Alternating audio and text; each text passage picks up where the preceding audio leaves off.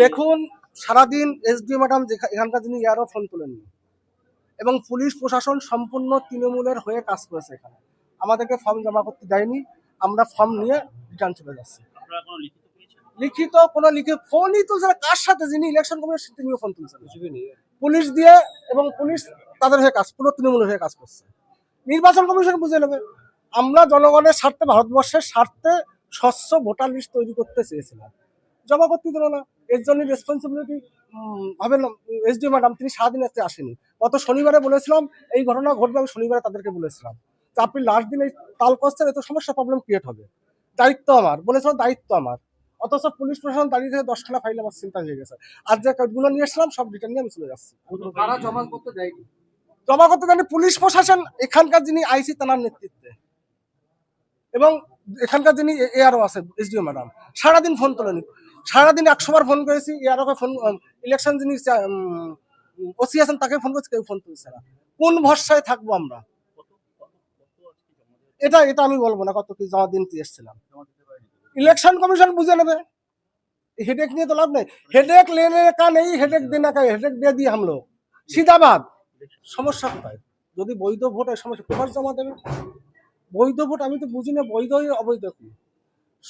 যার সঠিক বৈধ ভোট, তার বৈধ, একজন বৈধ ভারতীয় নাগরিকের ভোট আমরা ভারতীয় জনতা পার্টি কাটতে দেব না। কিন্তু একটা অবৈধ ভোটার আমরা ভোটার লিস্টে থাকতে দেব না। দেখুন, ব্যাপারটা তৃণমূল এমন ভাবে বাপ মা সাজিয়েছে না। বাবা থাকছে মুর্শিদাবাদ, ছেলে থাকছে, ছেলের 10টা ছেলে রয়েছে দক্ষিণ 24 পরগনায়, বাবা আছে কোচবিহারে, ছেলে আছে দক্ষিণ 24 পরগনায় 10খানা, মেয়ে আছে বীরভূমে 5খানা। এটা তো এসআর প্রক্রিয়া আসেনি, সেই জঞ্জাল তো সাফ করতে হবে না।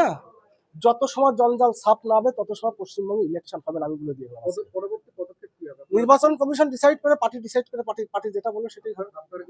সাধারণ ভোটার, আমরা একটা খবর পেয়েছিলাম যে অশোক কীর্তনিয়া এবং স্বপন মজুমদাররা, যারা জেনুইন ইন্ডিয়ান ভোটার, এরা নিজেরা বাংলাদেশি, এরা প্রমাণ করতে পারেনি যে 2002 সালে এদের ভোটার লিস্টে নাম আছে কিনা। স্বপন মজুমদার পাসপোর্ট নিয়ে তিনি নাম বাঁচাচ্ছেন, 2010 সালে যার নাম উঠেছে।